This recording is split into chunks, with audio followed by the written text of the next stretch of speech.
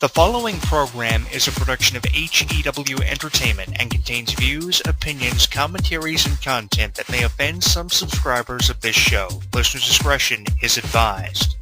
It's that time once again for HEW Entertainment Radio. And that's all I got to say about that. Hosted by Jonathan Clarke. You beat the man! You gotta beat the man! Whoa! Be sure to join us in the live chat room during the show. Hulkamania is running wild like it's never ran before.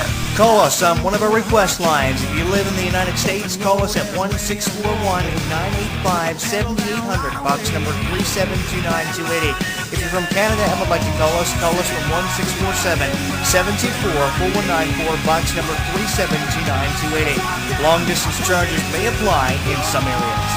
I've been the world heavyweight champion 10 times. Or you can always drop us a line at MySpace, myspace.com/HEW Entertainment. And you will rest in peace. Emailing us works for you too. Email us hewwrestling@hotmail.com. I am a wrestling god. JBL.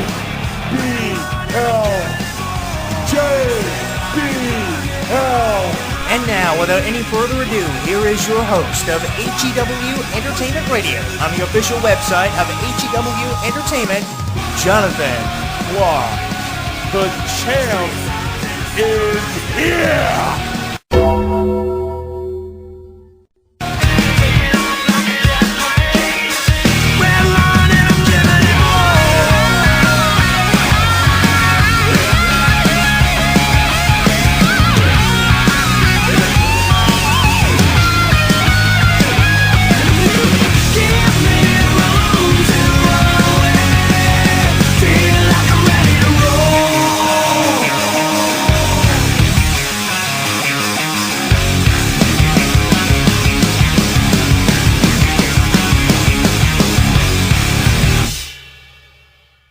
Streaming live on YouTube, Twitter,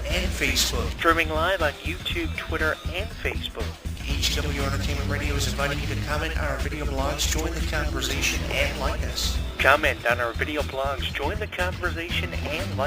So what are you waiting for? Log on and listen now.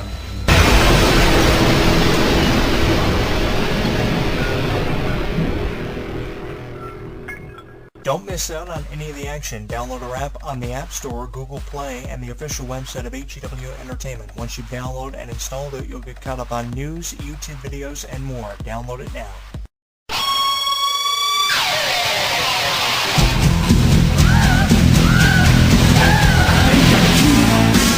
I know I'm sexy. I've got the look. They try to go wild. I've got the moves. They really move. I said chill, up and down their spine. I'm just a sexy boy. I'm not your boy, boy. I'm just a sexy boy. I'm not your boy, boy. I make them hot, I make them shiver. Things get weak whenever I'm around. They see me walk, they hear me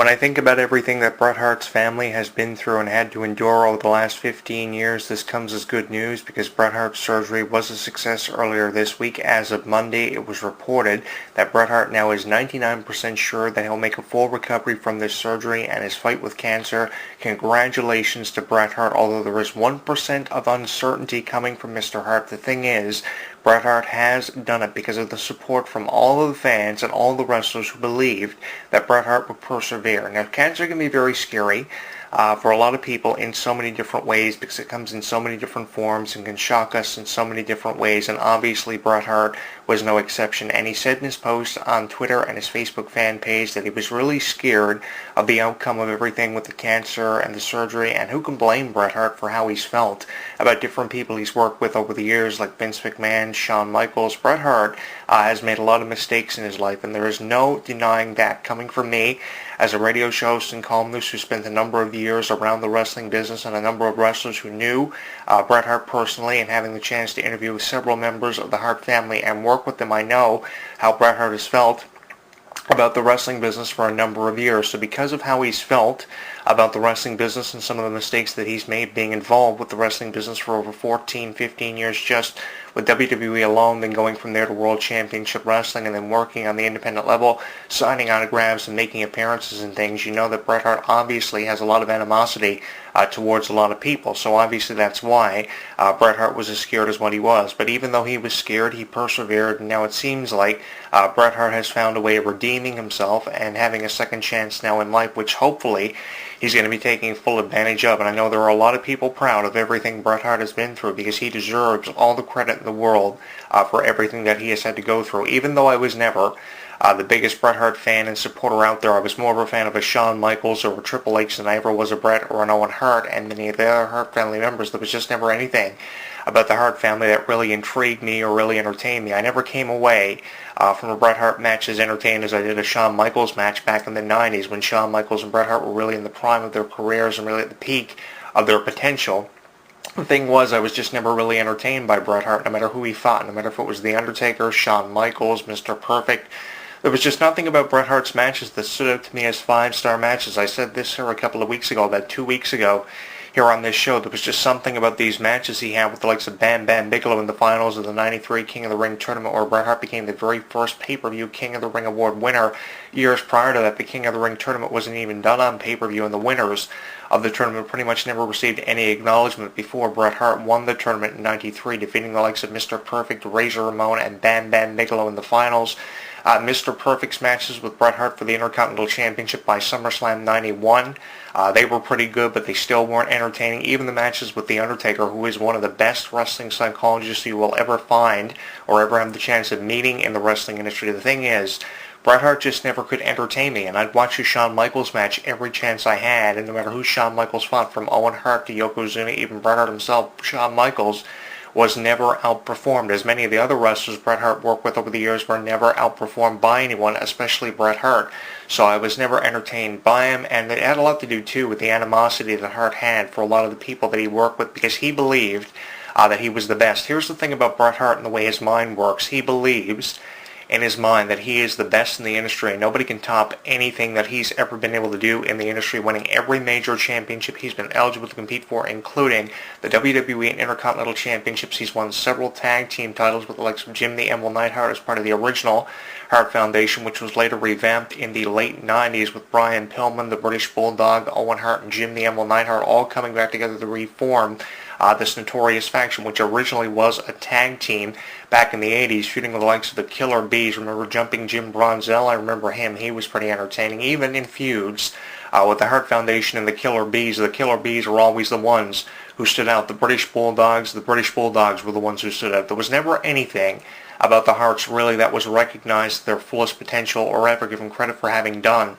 And it had a lot to do with Bret Hart, and in later years when Bret Hart just became so frustrated with his life and his career. So you think about why Bret Hart was scared of this cancer and this surgery. Obviously it had a lot to do with a lot of the mistakes that he made and the animosity he had towards people like Vince McMahon, Shawn Michaels, Triple H, and many other people. Obviously by 99, by the death of Owen Hart in 99 in Kansas City, Missouri for the Over the Edge pay-per-view, the thing was the intensity between the Hart family and the McMahons obviously intensified because of the circumstances of Owen Hart's death, and being around a lot of these individuals for a number of years, having interviewed people like the Road Dogg who were part of the show where Owen Hart died in '99. You just witnessed this guy coming down from the Raptors, and you wonder why they didn't stop the show, because they believed Owen Hart would have wanted the show to go on. And I don't necessarily think Owen Hart probably would have wanted the show to go on. I know his family didn't want the show to go on and didn't approve of the show going on, but they did what they had to do from a business standpoint and did what they believed was best for business, in the words of Triple H, if I can get away from stealing that quote